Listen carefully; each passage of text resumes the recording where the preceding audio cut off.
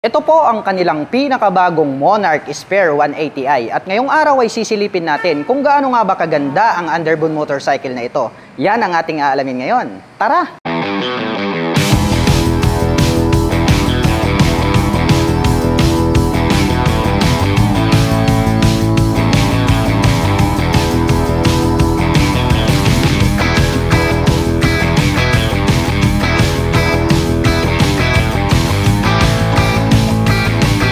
Ito naman po yung kanilang pinakabagong underbone 2024 model po ito mga ka-LM. Ito po ang bagong Monarch Spare 180 Fi. Napakabangis din pala nung pagkakadesenyo nito pong kanyang facial cover. Ito pong kanyang main headlight is para po siyang mata ng pating. Mayroon po pala siya ritong split na daytime running light sa bandang ibaba. Habang yung kanya ng main light ay nandirito po sa bandang itaas. May partition po dyan, mayroon po siyang high beam and low beam. Matulis din po itong kanyang front face cover at nagkaroon po pala rito ng M-shape design sa bandang ibaba. At mayroon naman po siyang minimal decal rito na silver color. At ang very attractive is ito pong kanyang top cover. Nagkaroon ng V-shape design. Mayroon po siya ritong deep lines and then nagkaroon po siya ng chrome color. Wow, napaka-attractive nito. At ito pong kanyang handlebar cover is simple lang naman po siya. Combination po siya ng blue and then matte black. Cute din po ito pong kanyang little visor. Silipin naman po natin ito pong kanyang side profile. Napaka-muscular din po pala ng pagkaka-design. Nagkaroon ng deep lines dito. Combination po ito ng blue and then matte black. At dito po pala sa bandang ibaba, dito po located dito pong kanyang mga turn signal na mahahaba. Kaya more visible naman po yan kapag kayo po ay kakanan at kakaliwa. At may nakalagay naman po pala rito na Monarch na logo rito sa side cover. At dito po sa bandang ibaba, may nakalagay po rito na Spare 180. Ito po yung kanyang model name. So decal po siya na combination ng gray and then blue color. At dito po sa bandang ibaba, nagkaroon po pala siya rito ng V-shape design na engine extension cover. Napaka-forma din po niya. At dito po pala sa bandang itaas, nagkaroon po pala siya rito ng pins. Ayan o, may dalawa rito. At mayroon po siyang windlet dito na kung saan ay pwedeng maglaro ang hangin. Dumako naman po tayo rito sa kanyang front suspension. Ito po pala ay gumagamit ng traditional telescopic fork. Glossy black color naman po siya. At ito pong kanyang cast wheel is naka-wide design. Nakaterno po pala ito pong kanyang kulay para po rito sa kanyang mga pairings. Blue color lang din po siya. At gumagamit naman po ito ng single rotor disc brake para sa kanyang front braking system with single pot caliper na matte black. At ang sukat naman po ng kanyang gulong rito po sa harapan, silipin natin. Ito po pala ay mayroong sukat na 90 by 80-17 at naka-tubeless na rin po ito. Glossy color naman po na blue, ito pong kanyang front fender. At ang kanya pong stock tires pang city riding condition. Dumako naman po tayo rito sa bandang itaas. Silipin natin itong kanyang fully digital meter panel display. May adjuster po siya rito sa bandang gilid. At dito po sa bandang gitna, mayroon po siyang USB charging port. Yan ang kagandahan dahil sa mga bagong mga motorsiklo na lumalabas ngayon ay mayroon na po silang mga built-in na USB. Kaya para po dun sa mga kababayan natin na gagawing pang business ito or pang long rides, nothing to worry about. Dahil pwede po kayong mag-recharge ng inyong mga mobile phones or gadgets anytime, anywhere. Balik naman po tayo rito sa kanyang mga button selector dito sa kaliwa. Mayroon po itong passing light, high beam and low beam, turn signal selector at ang kanyang horn. Matte black color naman po itong kanyang clutch lever. Habang dito naman po sa kabila, mayroon po itong engine kill switch, may on and off ito pong kanyang headlight, at ang kanyang electric starter.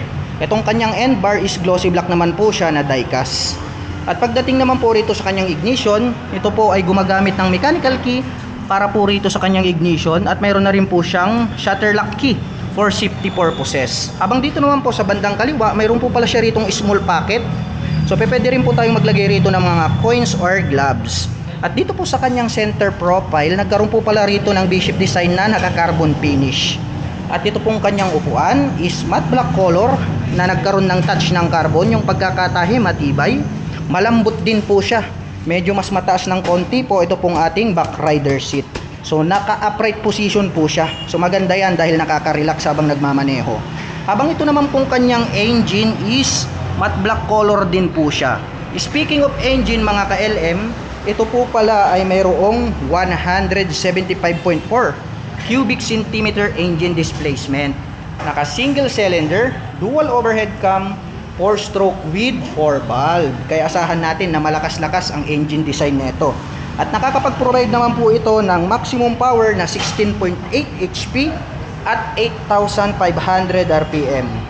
Habang nakakapagbigay naman po ito ng maximum torque na 15.5 Nm at 7,000 RPM. Gaya ng sabi ko sa inyo, napakalakas po ng kanyang engine design. At meron naman po itong 5-speed manual transmission or 6-speed manual transmission kung di ako nagkakamali. Metal po yung kanilang ginamit rito at may rubber cover on top. At ito naman pong kanyang pillion step para sa ating rider is diecast yung ginamit. May rubber cover on top, habang ito naman pong ating pillion step para sa ating back rider is diecast po siya, not fadable color. At ngayon naman po mga ka-LM, ay susubukan po nating sakyan ito pong kanilang Monarch Spare 180i para maipakita ko sa inyo kung gaano nga ba ito kataas. By the way, ang aking height is just around 5'6". Makikita nyo naman, flat-footed tayo rito. Kaya highly recommended po ito para dun sa mga kababayan natin na hindi naman masyado katangkaran. Kayang-kaya pong i-maneuver ito na mga 5'2" and above. Itong kanyang side profile is combination po ito ng glossy blue and then matte black. Nagkaroon po pala ng minimal decal rito na gray hanggang dito sa bandang dulo. Silipin naman po natin ito pong kanyang suspension dito sa likuran. Gumagamit po pala ito ng monoshock absorber, napakakapal. Yung coil spring na ginamit is glossy black.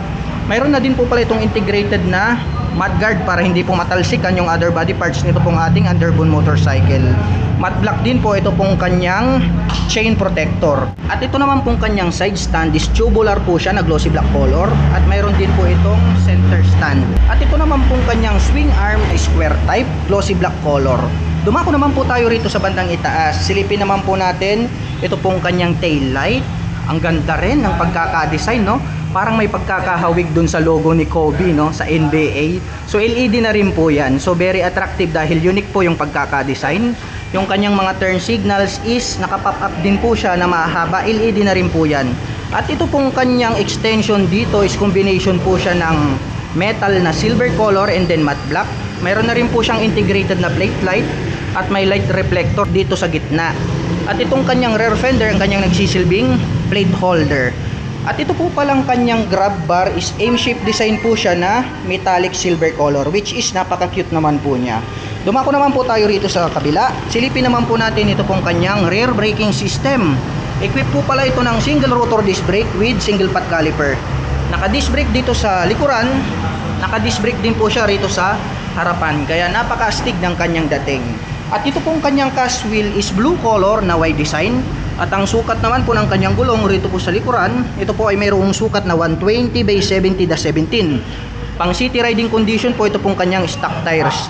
At napakahaba po pala nito pong kanyang stock na exhaust. Combination po pala ito ng matte black and then yung kanyang tip is silver color. Nagkaroon po pala rito ng 4 na butas na mahahaba.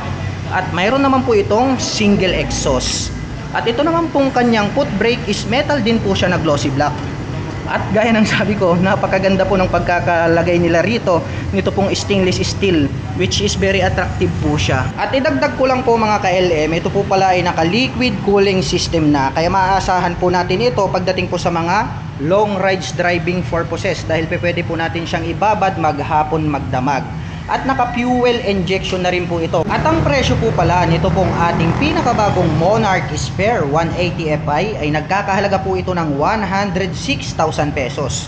At kung balak mo naman pong kumuha ng hulugan ay kailangan mo lang pong mag-down payment ng 5,000 pesos. At mayroon naman po itong 5,342 pesos sa loob po yan ng 36 months. At para naman po sa mga nakapanood ng video na ito at interesado pong maglabas nito pong kanilang pinakabagong Monarch Spare 180i ay available po ito sa cash at installment basis. At para naman po sa mga gustong magpunta rito, ang kanila pong main address ay inyo pong matatagpuan dito po yan sa Nancayasan, Ordaneta, Pangasinan.